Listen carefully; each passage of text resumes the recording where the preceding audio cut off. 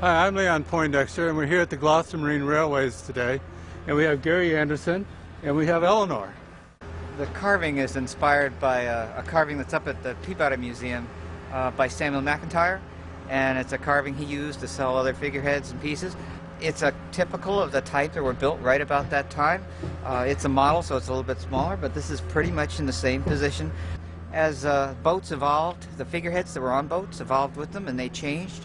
And there was about a 40 or 50 year period that the figurehead was actually built on either side of the stem, like this one is. So we were trying to do it as close to what it would have gone on there as possible.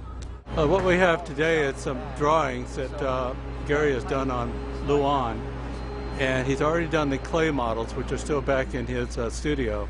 So from the information that we have on these drawings and his clay models, he's going to go out now and buy the wood and start carving the figurehead.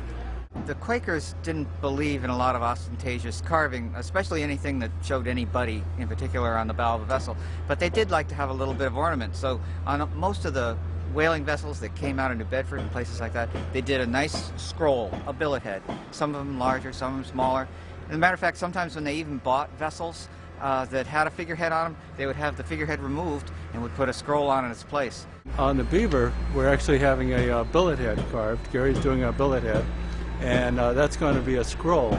The Quakers shunned the idea of too much ornamentation, and so they favored billet heads instead of figureheads. On the previous episodes, you've watched us build the headrails, and now we have the billet heads are coming along. And once we have the billet head, we'll mount that over the headrails, and everything will be bolted together, and we'll have everything in place. Okay, so that's what we're looking at. So if we can do that, but it just means that when I do these rails, that it's going to come up into there.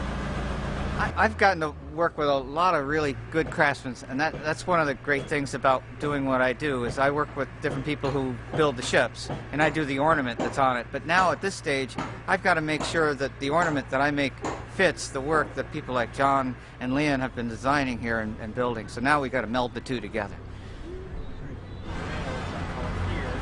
Well, that's all the time we have for this episode, but check back with us again.